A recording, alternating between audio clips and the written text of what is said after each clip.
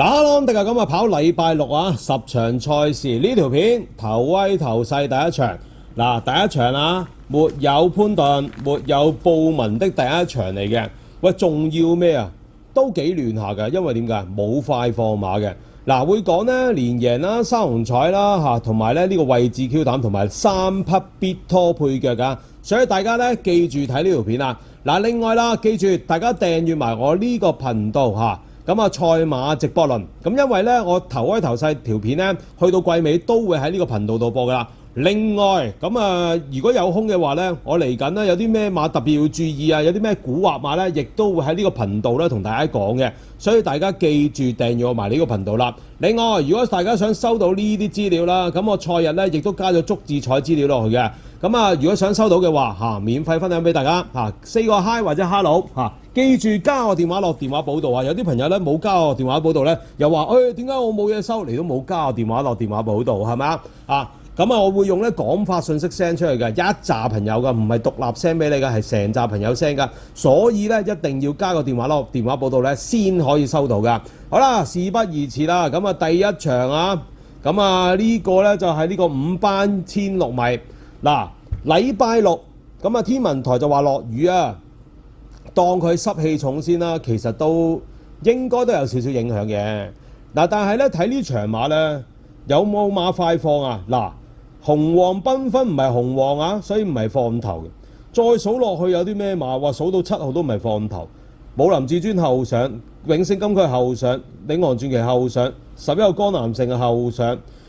，12號貝貝龍咧就擺個前少少走又唔係放頭，13號自由奔騰試過放頭就斷得起快。14號海船七福係後上，完全冇後上馬㗎，唔係完全冇放頭馬㗎，冇步速㗎呢場，所以咧極度要小心啊！嗱，我先講咗隻咧連贏同埋三彩膽先，然後再講咧位置 Q 膽俾大家啊！嗱，好啦，咁啊先講咗隻馬膽先啦，馬膽咧連贏三紅彩膽就取呢隻咧10號領航傳奇。嗱，領航傳奇咧喺咧6月15號咧上個馬季尾咧，其實咧佢啊終於都贏馬啦，轉咗去鄭俊偉馬房。咁啊呢場馬咧係咧黏軟場地嚟嘅。咁咧見到咧領航傳奇係藍色衫喺外碟啦，衝上嚟咧追緊嗰隻咧就係咧美麗多型啦，內藍黃色衫嘅獵狐謝威。見到咧其實領航傳奇咧嗰個喺個黏軟場地咧。嗰個步頭啦，同埋咧個勢頭非常之好噶，因為點解咧？天文台話禮拜六有雨，所以咧呢個領航傳奇咧，如果係跑落雨場地咧，一定識跑嘅。好啦，跟住落嚟咧，佢就咧到咗今個馬季啦。其實今個馬季嘅成績都唔差噶，又可以睇下佢咧喺咧呢個2月16號啦，今年啦輸俾冠寶區嗰場。見到藍色衫咧，領航傳奇就係10號仔啦。見到咧佢咧就拍住嗰隻咧黑色衫嘅焦點一齊撲上嚟啦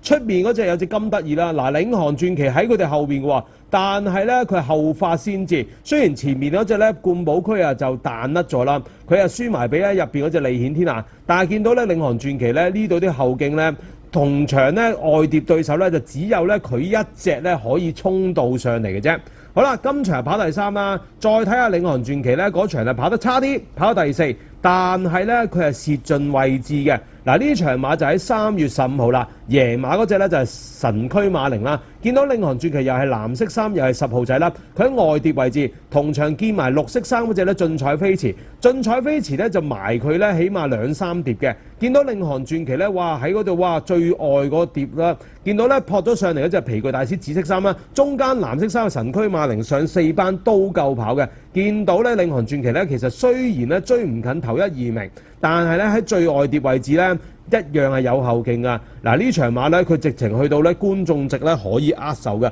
所以咧領航傳奇咧1600米咧嗰個路程咧係不需要懷疑，同埋黏軟場地咧係特別好嘅。嗱，好啦，睇完咧領航傳奇嗰3場推介啦。嗱，其實個1600米真係幾準下嘅，佢至今咧就2冠1亞1季1個第4，4次輸嘅。咁啊，最重要咧係沈集成之後咧轉過鄭俊偉啦，都係成功咧喺1600米咧贏過2場頭馬。而最吸引人就係佢喺4班咧尾咧嗰陣時咧輸俾港林福將咧，就喺黏軟場地，而且咧跟住轉去鄭俊偉開齋嗰場咧喺軟地度跑噶。所以呢個領航傳奇咧，今次我睇好佢有2樣嘢，第一黏軟場地合適。第第二樣嘢咧就係佢3檔今次冇步速底下，起碼佢唔蝕位先啦，有機會受困。但係問題咧，佢起碼唔會蝕位先，呢個就係好緊要。C 跑道咧係好容易受困嘅，不過咧講真，5班賽事你都係搏佢有冇位啫，係咪先？所以咧領航傳奇咧喺1600米嚟講咧，我覺得咧係即係5班中堅數一數二嘅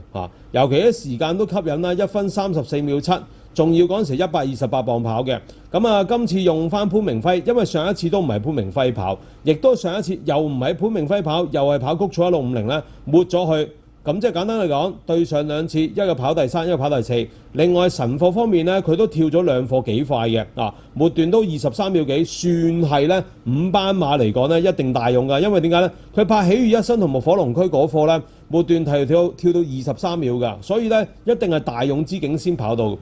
領航傳奇第一隻馬膽啦。好啦，另外啦，玩下 QP 馬膽啊 ，QP 馬膽咧顧名思義咧一定係過10倍先啦我推介嘅估計都有賠率嘅，12號貝貝龍。呢匹貝貝龍咧講賽績咧就唔係咩特別㗎啦，入過一次第3咁大把，而嗰個第3咧仲要輸3個馬位，好似人氣我取嘅。跑完嗰第3之後咧，完全咧都唔係好近㗎啦咁最叻都係跑第5啊，今季係跑到第4啦喺1600米。但係咧睇翻貝貝龍咧，佢喺咧10月22號同埋2月9號咧2次跑1600米同3年1400米咧跑得接近咧，佢咧都係擺喺前面走喎，佢唔係話留得10分之後喎。所以呢隻貝貝龍咧，如果慢步速嚟講咧，我估計佢啱佢跑，而最重要咧佢係跑過4檔嘅，今次就個檔位就唔差，操練就正正常常啦。呢啲5班馬唔可以話點樣特別操啦，配備係換咗個特別配備落去。咁呢匹貝貝龍咧就用蔡明紹，蔡明紹咧同阿毛偉傑咧就合作梗係愉快啦，8冠10季，即係好高嘅交收嘅嚟㗎啦。呢隻貝貝龍咧就唔係咩特別叻嘅馬啦，不過咧我睇啱佢咧，今次咧應該步速咧啱佢跑㗎，同埋咧上季咧喺好黏地都跑到個第5咧，就輸呢個咧3個馬位左右咧，估計場地都合適血統堅有威同富啦質素冇乜質素㗎啦，呢啲25分嘅馬5班中堅我係睇好佢跑1600米，1400我都未必買㗎啦，1400米因為步速快好難追，但係1600米咧佢均速擺喺前面摁下翻嚟，如果臨尾咧可以望空嘅話咧，佢只要守到2-3位末段咧佢可以先走為敬咧我覺得咧貝貝龍咧有機會入位贏馬就未必，因為咧佢後勁唔係話叻得去邊㗎啦。不過咧靠攬嘅話咧，都應該咧揾到食嘅。好啦，講咗馬膽啦，3匹必拖背腳，我順序講第一匹要拖嘅2號聖德福，呢匹聖德福咧就4班都接近計質素嚟講咧，聖德福咧就喺5班一定超班咁咧佢最特別咧就係咩咧？跑到第3啦，2月16號咧輸俾咩？鐵金剛博愛先鋒。呢啲4班都幾強嘅馬嚟。好啦，跑1600米嗰場咧，其實真情啦就搶口嘅嗰場當佢冇跑過。好啦，跟住再嚟咧就4月13號，咁跑場咧1400米，